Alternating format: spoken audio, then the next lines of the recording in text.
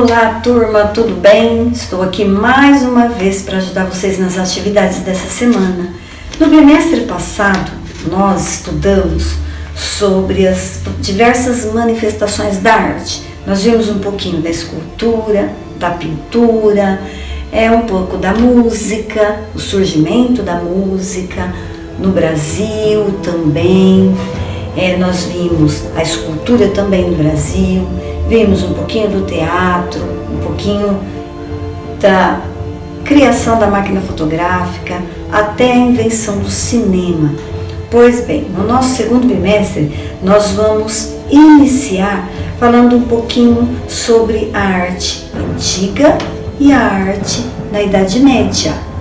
Durante algum tempo, a arte e a religião, elas andaram muito junto. Por quê? Porque a religião se apropriou da arte para reafirmar ou para induzir ou para colocar na cabeça dos cristãos a importância dessa fé cristã.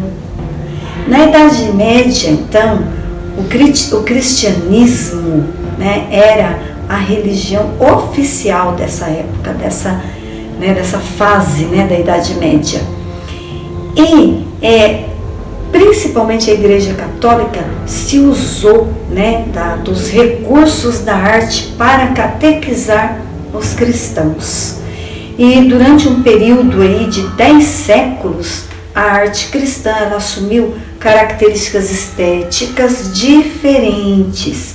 Se vocês olharem aqui na página 414, vocês vão ver que tem um quadro onde aparece a subdivisão da arte cristã. São 4 características: a arte paleocristã, a arte bizantina, a arte românica e a arte gótica. Então, começando lá na Idade Antiga, nós temos no século I a arte paleocristã, que vai da pintura nas catacumbas até as construções das basílicas, das igrejas, das grandes catedrais. Depois nós chegamos no século IV. Entra então, rompe-se a arte paleocristã e inicia uma outra característica da arte, que é a arte bizantina. Quais são as características mais importantes da arte bizantina? O que a arte bizantina vai enfocar? A arquitetura religiosa, as grandes construções das igrejas. As igrejas não são tão pequenas mais a partir do século IV, são monumentais. As construções ou a confecção dos mosaicos, que também são grandiosos e geralmente no interior das igrejas. Depois nós vamos para a Idade Média. Aí no século XI entra a arte românica, é um novo ciclo da arte. Aí nós temos então, dentro da arte românica, reflete-se o temor a Deus, vai reforçar essa fé cristã. Aí a igreja, ela passa a utilizar mesmo a arte para reforçar essa fé cristã. Depois, no século XII, nós temos a arte gótica. Surge o quê? No período em que se estabelecem as fronteiras das nações. Aí as catedrais, elas se erguem por cima de tudo e de todos. E surgem também outros edifícios das cidades, A arte aqui então ela não fica somente no interior das igrejas, mas ela se estende por toda a cidade. Todas as construções arquitetônicas aqui na arte gótica, elas têm essa grandiosidade e elas são verdadeiros arranha-céus. Se não tem aquela grandiosidade em tamanho, espaço, vamos dizer assim, internos, mas ela se ergue para o céu. São torres imensas.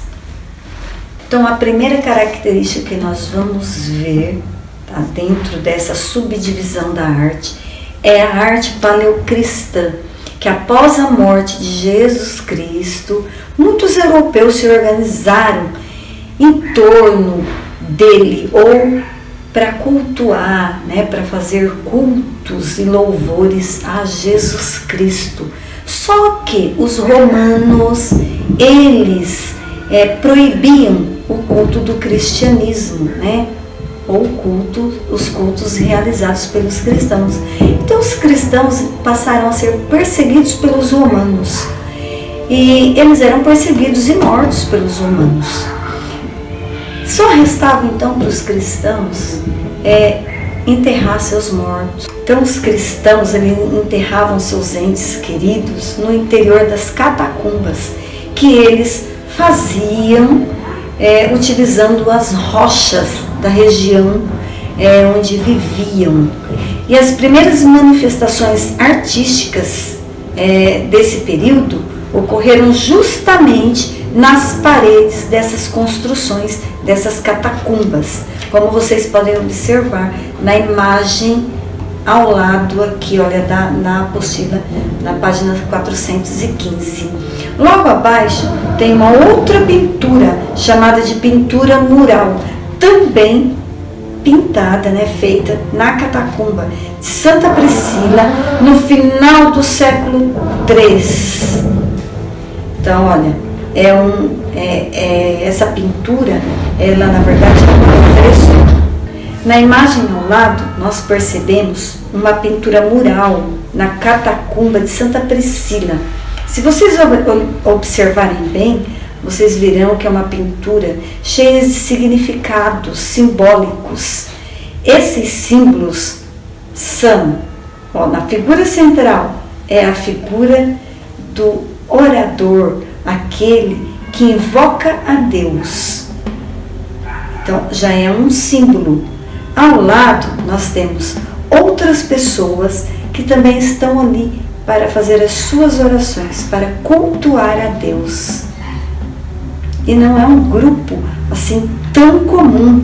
A imagem feminina com um menino no colo, se vocês observarem bem, vocês vão perceber que tem uma imagem feminina com um menino no colo, é identificado como a Virgem Maria. E o bebê é Jesus Cristo. Então são símbolos que os artistas utilizavam para colocar em suas pinturas. Um outro detalhe é que essa pintura é um afresco. O que é um afresco?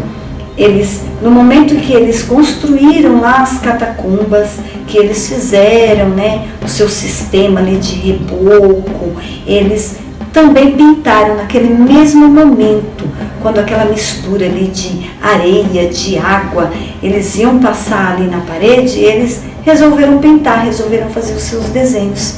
E quando esse cimento vai secando, a pintura também vai secando junto. E isso é chamado de afresco. E se torna uma pintura meio aquarelada, meio apagada.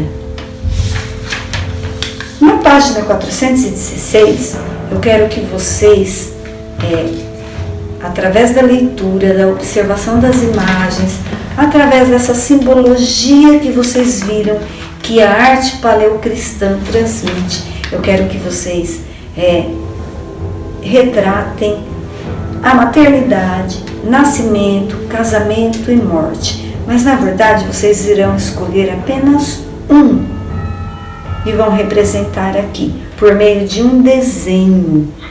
Olhem o meu exemplo, olha como eu representei a maternidade. Eu escolhi 2. Não há necessidade de escolher 2, pode escolher apenas um.